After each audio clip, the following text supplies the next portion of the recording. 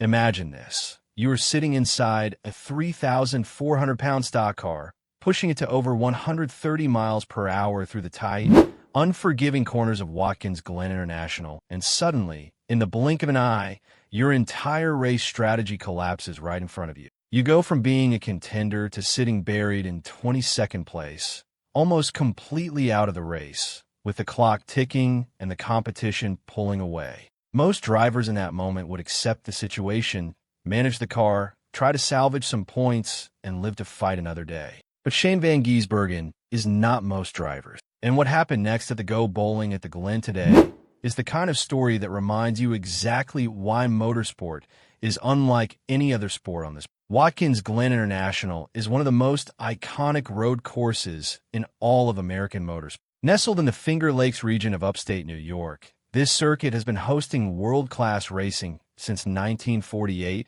and it has seen some of the most dramatic moments in NASCAR Cup Series history. Unlike the traditional oval tracks that define the sport, Watkins Glen demands a completely different skill set. Precision braking, smooth corner entry, late apex technique, and the ability to read the track's surface lap after lap. It is a circuit that rewards intelligence just as much as it rewards raw speed. And today, with the entire NASCAR Cup Series grid rolling into the Glen for the Go Bowling at the Glen, the stage was set for exactly that kind of race. To understand why today's result is so extraordinary, you need to understand who Shane van Gisbergen actually is.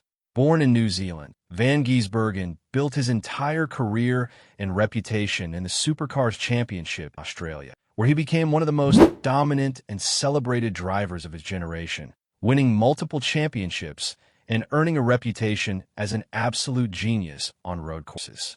When he made his surprise NASCAR debut at the Chicago Street Race in 2023, nobody knew what to expect. What happened shocked the entire motorsport world. He won on his very first attempt, becoming the first driver in decades to win a Cup Series race on debut. That one announced to the American racing community that this quiet, unassuming New Zealander was something genuinely special. But transitioning full-time into NASCAR is a completely different challenge. And Van Gisbergen has been working methodically, learning the culture, the cars, and the competition at every single race.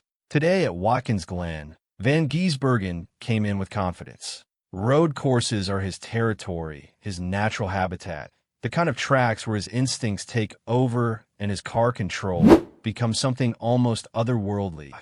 The early stages of the race suggested this was going to be a strong day for the colleague racing driver. But then came the moment that seemed to end everything. A pit stop, the kind of routine mechanical chess move that happens dozens of times throughout a NASCAR race, went wrong in terms of timing and strategy, and suddenly Van Gisbergen found himself buried all the way back in 22nd position. 22nd on a road course with limited overtaking opportunities against some of the best drivers in the country. That is not just a setback. That is very nearly a race-ending situation.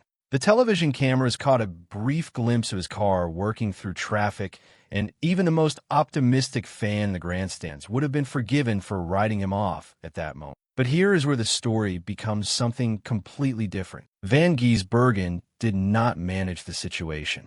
He attacked it, lap after lap. He began carving through the field with a level of aggression and precision that was breathtaking to watch.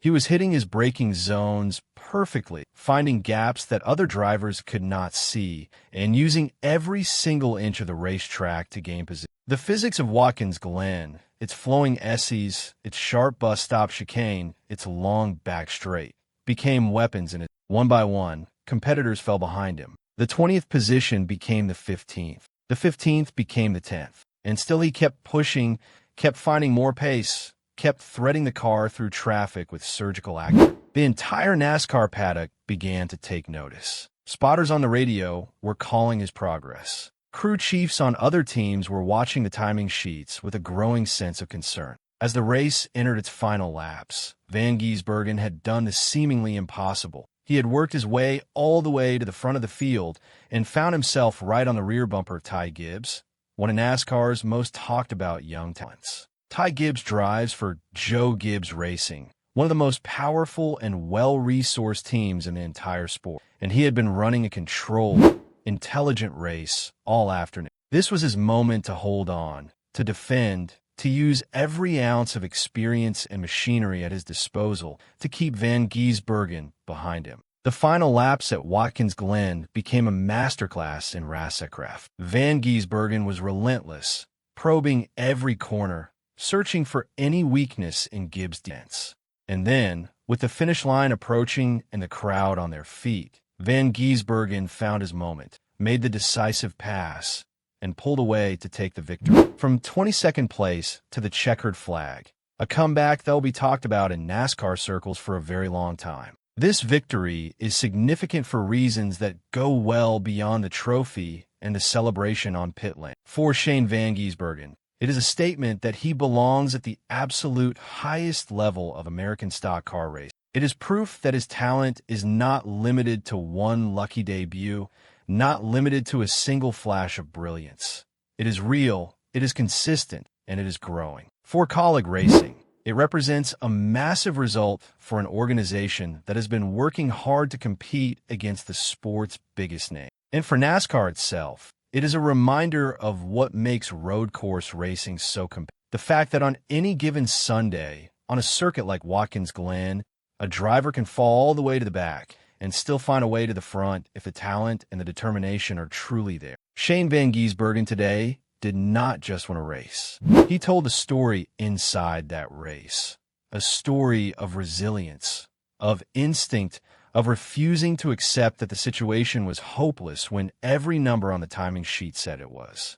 From 22nd to 1st, from disaster to dominant. At Watkins Glen, on a Sunday afternoon in May, the New Zealander reminded everyone watching exactly what he is capable of. And if you're a NASCAR fan, or even just someone who appreciates genuine athletic brilliance under pressure, today was a day worth remembering. This has been your coverage of the Go Bowling. Shane van Gisbergen wins. What a race. What a driver.